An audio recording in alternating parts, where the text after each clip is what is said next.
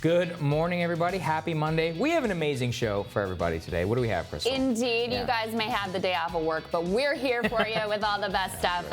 So this is exciting. Bernie Sanders has released a big plan to go after unfettered capitalism. We've got his national policy director here to dig into the details. We also have a group put 500 Americans together in a room who have really different political ideologies and actually made them talk to each other. So we're going to talk to them about what happened and also some new benchmark polling. We'll get into all of that and more today on Rising.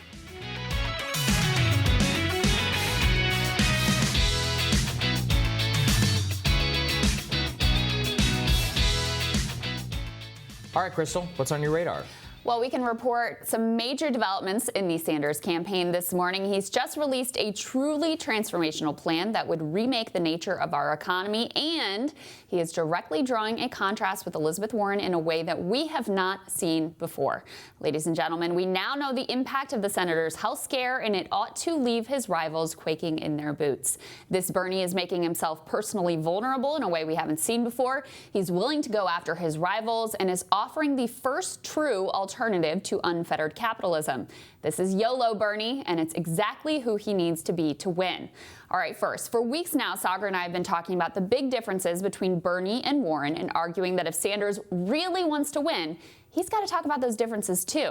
Now, obviously, Bernie has resisted doing this. It's not comfortable for him. Remember when he let HRC off the hook for her email mess? And even though Warren endorsed HRC over Bernie in 2016, the two have remained genuine friends. Well, for the first time ever, Sanders has taken direct aim at Warren and made it clear that he does not believe that they fundamentally share an ideology.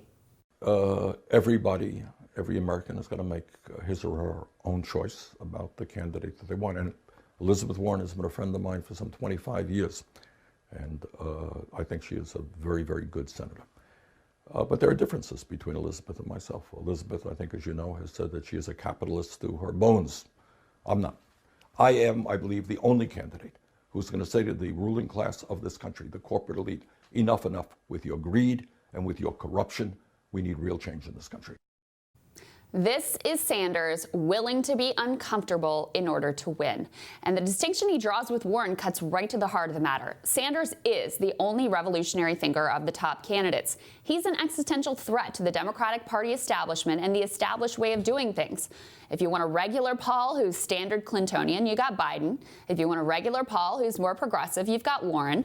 But if you are one of the 70% of Americans who are angry at the political establishment, if you think our economic philosophy and political institutions are rotten, Bernie's your guy.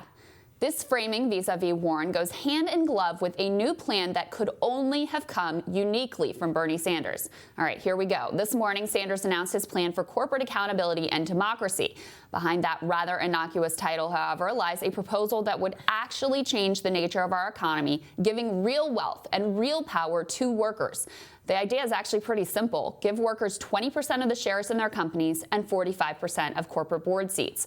There's a lot more here, too, about helping workers own businesses outright, requiring workers to be compensated when their jobs are offshored or automated, an aggressive plan to combat mergers, and one to actually tax corporations rather than just pretending to tax corporations. We're going to speak with Sanders National Policy Director Josh Orton later in the show to dig into all of those details. But it's hard to overstate just how profound a transformation 20% ownership and 45% of the board seats would really mean. It's honestly hard to even wrap your head around. Here's why this is such a big deal. So a few years back, economist Thomas Piketty made waves with his book Capital in the 21st Century. Using the most detailed data on inequality ever compiled, Piketty's book revealed that in mature economies, the rate of return on capital will always outpace that of wage growth. In other words, without government intervention, people who have wealth and investments will always be getting further and further ahead of the worker, the wage earner. The end result is, of course, skyrocketing inequality, a political system captured by the wealthy, and the dominance of patrimonial capitalism where inherited wealth just overwhelms the system. Considering we live in a country where one family, the Waltons, own more wealth than the bottom 40% combined, it's not hard to see what Piketty was talking about. So the only way to really systemically change the widening inequality and corruption that comes with it is to make everyone an owner.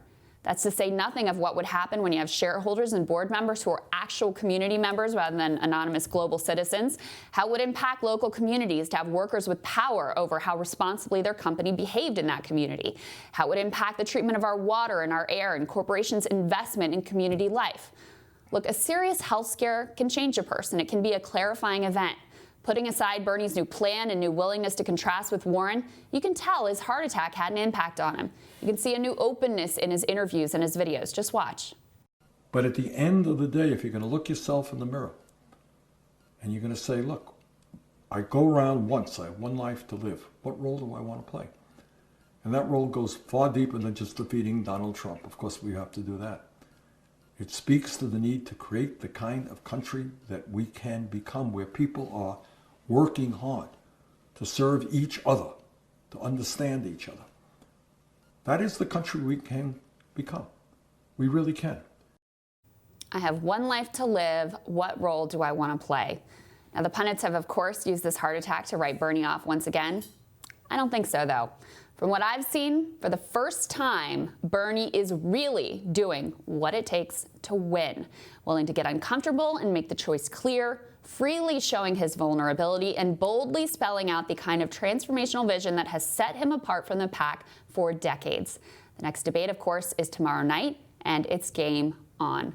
Sagar, I really think this could actually be a turning point. Yeah, it absolutely could. What he needs to do is he needs to lay out those differences quite starkly, because and the on media, the stage. and that's the thing is this is the biggest free advertising moment for him, right? And so what the media has been saying over and over again is exactly the same as Elizabeth Warren. Bernie has the vision and Elizabeth Warren has the actual plan, right? And that's something that they hear over and over again. But they need to actually find out what the stark differences are, because while he hasn't lost much support to Elizabeth Warren, it's very possible that some of the ancillary support that might have gone to him is instead going to her. Right. He needs to fight for that new pool of voters if he wants to see his poll numbers go up. That's right. As Kamala and Pete and Corey and others have fallen off, right, some of their support has gone to Warren, and that's really attributed to her rise. I mean, look, there's no doubt about it. If he wants to actually win, he's got to shake things up. And I think this plan, which is bold and dramatic, his new way of speaking and his new willingness to contrast with his opponents, it's exactly what he needs to do. He needs to play to win. Exactly. Absolutely.